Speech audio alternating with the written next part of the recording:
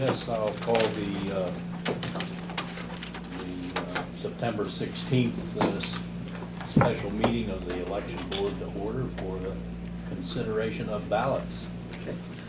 Good morning. Michael Anderson, Chief Clerk of Voter Registration until Friday. And the gentleman beside me is? Jason Todd, intern. Effective Monday.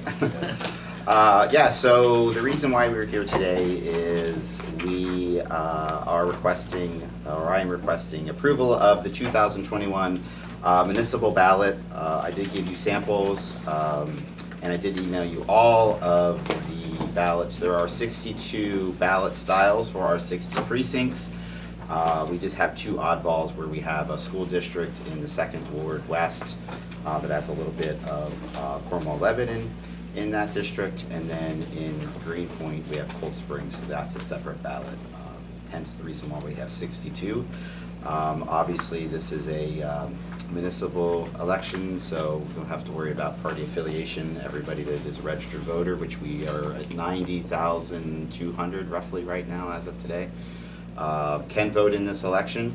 And so I would just request approval of the ballot. It is pretty lengthy. Obviously we have local races, and we do have retention questions on the back for justices and judges.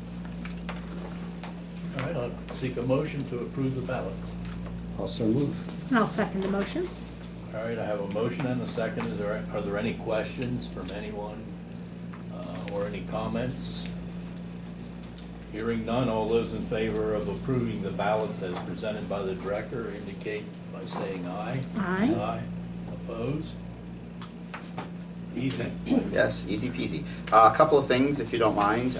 With the approval of the ballot, we have received ballot certification from the Department of State. So I have planned that starting on Monday, September 20th, and you're welcome, the public will be able to come to the office to vote in person, as is allowed by law.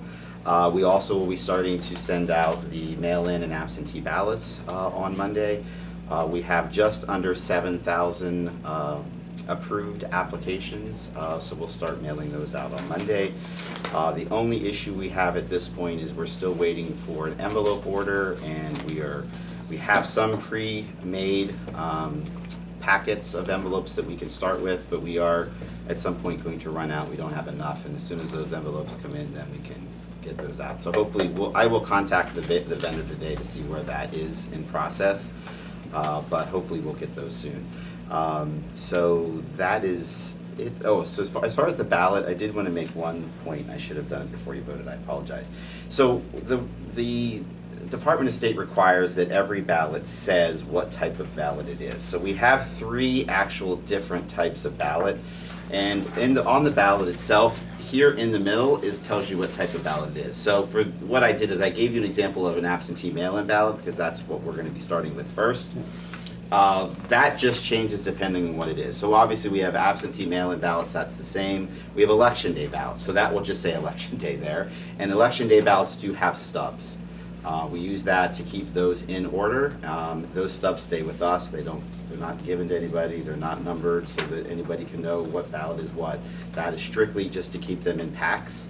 And then we are going to use those stubs and those packs as a way also for if a precinct gets low in their packs, we're going to have a sheet that says, hey, call the office, because you're now getting close to the end of your packs of envelopes, kind of something we came up with to prevent what we had happen in the primary as far as getting low on ballots. Great. I'm going to be printing a lot though, so I don't think that's going to happen, because I'm not going to have you inherit that problem, but something that we will have in the future for all elections, and that's one great way to do it, because our vendor can shrink wrap those all together. So we do have those.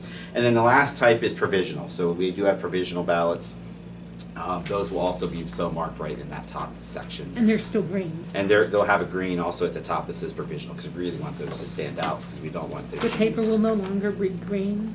The paper itself for them to fill out is absolutely green. Okay. Yes, the ballots that are inside those will have a green indication, at least for this election. I told Jason, anything he wants to change in the future would be up to him, but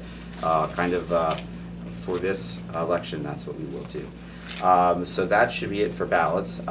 Did want to let everybody know that the registration deadline to register to vote is Monday, October 18th. So that is to changes of address, register to vote. That is the deadline. That is 15 days before the election now. The deadline for actually receiving a ballot, so the application is 1 week before the election. Thought I had that on my notes and all of a sudden I don't see it. So whatever the Tuesday is before the election, I don't know that off the top of my head, I apologize. October, anybody have a calendar? Or it's 26th. 26th, thank you. At 5 o'clock is the application deadline to actually receive an absentee or a mail-in ballot, and we highly encourage people not to wait to the deadline, because way that the current law reads and with the mail service, it's virtually impossible for us to mail you a ballot and for you to get it back here in time for the deadline of Election Day at 8 p.m. But you have the box out We now. do, yep, I was just gonna mention that. We do have the lockbox. We are using the same rules that the board approved for the primary. It will only be available during business hours when the building is open, so it'll be 8:30 to 4:30, Monday through Friday. And it will be locked at night, and we will be instituting a new policy on how those ballots get picked up. And I did forward you guys that form. That's just another transparent way to show who picked up those ballots, how many, that type of thing. Chain of Make sure you're command. aware of that. So, that is all I had. I just wanted to make sure that you're aware of all those deadlines. And of course, Election Day is Tuesday, November 2nd. And that ballot box will be there until the polls close on election. It will be day. up until 8 o'clock, thank you, yes, 8 o'clock on Election Day, that will be available. That's the only day that we have the extended hours at this point. Anything else for the election board? Just thanks to Mike for a job well done, and we're glad that you're staying with the county. Yes. Well, thank you very much for your support over the 5 years I've been here. I know we've been a lot together with this, going through redistricting and a new voting system and paper ballots and Act 77, so I appreciate your support through all of that. And James. I told Jason yesterday that you would tell him how much we support you. Yes, yes, and they do, so, yes, I can't, that we are, you know, as far as, you know, you hear all the directors leaving and moving, it was never because of anything that you guys had done. As far as with some directors, that was the case. You guys have always been very supportive of my office, and I very much appreciate that. Thank you. Will Have a Jason motion give us- to adjourn? Oh, can Jason give a little, just a brief for the press and the visitors here Yeah. on who he is? Appreciate it. My name's Jason Todd. I'm originally from Hinesville, Georgia. Joined the military when I was 18 years old. Originally Air Force, Special Operations there. And then after September 11th, I decided to actually switch over to the Army. Had Special Operations there until my 13-year mark in the military. Switched over to be a Black Hawk pilot. Enjoyed that. Retired from the military about 2018 after 21 years. After that, I became the borough manager of New Cumberland and ran that town for about a year, and then decided to resign for that position, open up my own company in international commodity trade, so I did that. The hours got a little long for me, so I decided to come back to the public sector and apply for this job, and the rest is history now. So I'm happy to be here, definitely happy to be in Lebanon, because I think this county shows its independence on a regular basis, and you see the Americans here just abiding by their freedoms and stuff in this county. So I'm very happy to actually be a part of this. So, thank you. Thank you for your service. I appreciate it. All right, now we can adjourn. I'll make a motion to adjourn. Second. All right, we're adjourned. Thank you very much.